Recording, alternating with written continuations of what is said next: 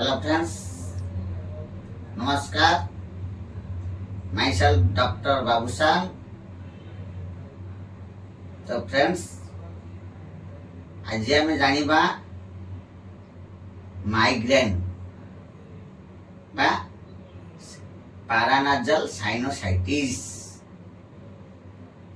यार लक्षण माने सिम्पटम, ट्रीटमेंट, डायग्नोसिस ए सब जानिबा। फ्रेंड्स, आमे अधिकांश लेडीज रो ए रोगटी हुए जोड़ा कि साइनोसाइटिस। साइनोसाइटिस कौन?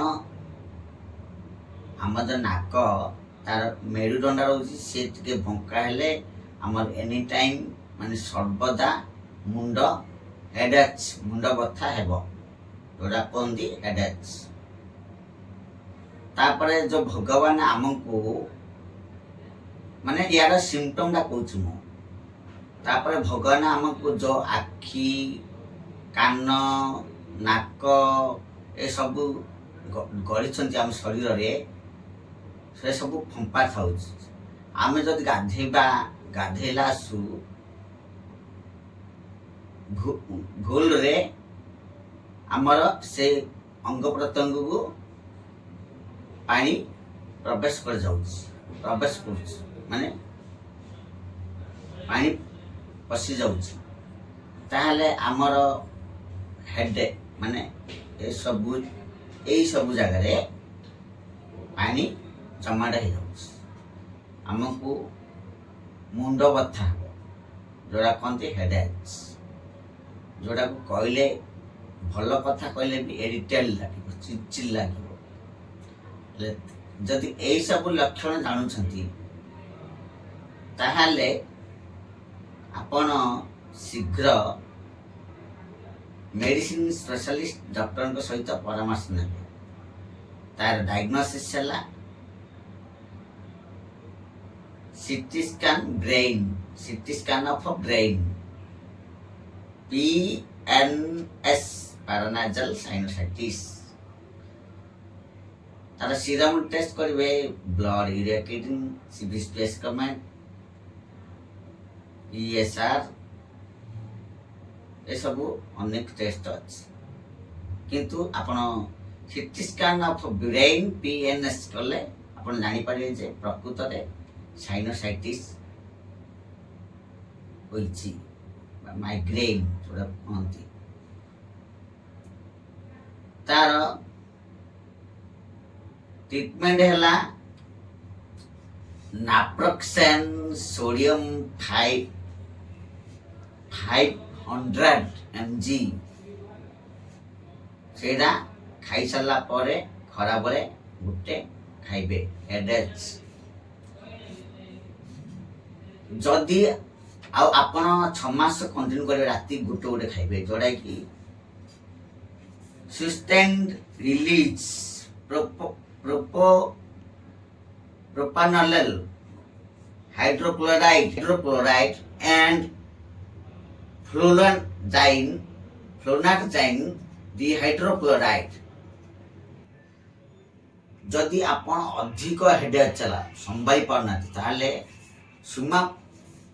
सुमाट्रिप्टेन तार कंपोजिशन जोड़ा कहते नाप्रोक्सेन, सुमाट्रिप्टेन एंड नाप्रोक्सेन जोड़ा कि तार ब्रांड ना हला हेडसेट। सेटा गुटे खाइबे बेले संगे संगे आपनकर हेडेक कमी। तापरे आपण गोटे मुह थिबा जगह नेबे जोड़ा कि पात्र गरम फुटुथिबा पानी जोड़ा कि बांफ भरथिबो। कार्भल प्लस गोटे कैप्सूल टाइप कार्भल प्लस जोड़ा कि आमर आखिरे पकोचंदी लांगुड़िया पको टाइप, लांगुड़िया औषध टाइप देखा जाउछि। से कार्भल प्लस से खाइबेनी, से छिड़ेगिड़ी पानी रे पकेबे, से फुटुथिबा पानी रे पकेबे बांफ बाहरथिबो। आपण गोटे सुखिला व्हाइट रो टावाल किंबा बेडसीट किंबा कपड़ा मुहटा घोड़े देवे तार गैसटा आपण नाकपटे नेबे ताले आपण को रिलैक्स लागबो। यार कॉज माने कारण यार आपण किमिति पालन करिवे रोग कौन कौन कले ए रोग रु आपण मुक्ति पाए या विषय जानिबा। आपण जो गाधेबे गाधिला सु प्रथमे मुंड को शैम्पू लगे गाधिबे जोड़ा जा फल कि कान द्वारा कि नाक द्वारा आखि द्वारा पानी न पशि पार एक। नंबर 2 आपण बेकड़ एपड़ी मिनिट गाधेबे पूरा मुंडू गाधे फास्ट मुंडा को शैम्पू कर गाधेबे पूरा पोछि देबे शुक्ला कपड़ा तार बेकड़ गाधेबे जिनि हमर कान आखि नाक ए भितर को पानी न पशिबो। आउ आपण एक्सरसाइज करिवे जोरा कि इनेबे एपर छाड़िबे एक्सरसाइज करिवे ताहले आउ आपण नखसुम खाद्य खाइबे जो ताहले आपण को माइग्रेन बा पैरानाइजल साइनसाइटिस रो रक्षा पाइबे। ए रोगटी बहुत मेजर ए रोगर मेजर प्रॉब्लम नुहे बहुत साधारण रोग आपण भयभीत होते ना ठीक हो। तो फ्रेंड्स आम तो जानिला माइग्रेन बा पैरानाइजल साइनसाइटिस विषय आ ट्रीटमेंट कौन सिम्पटम कौन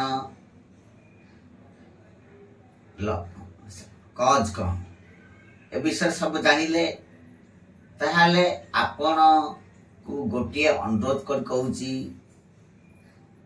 आपण मन इच्छा मेडिसिन खाइबे नहीं एणु तेणु मेडिसिन स्टोर को कही खाइबे नहीं। आपण जदि एई लक्षण देखुचंती ताहले मेडिसिन स्पेशलिस्ट डॉक्टर सहित परामर्श नेबे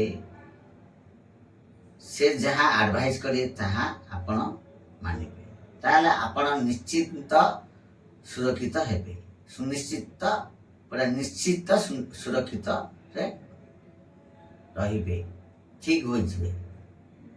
जय जगन्नाथ नमस्कार जय जगन्नाथ।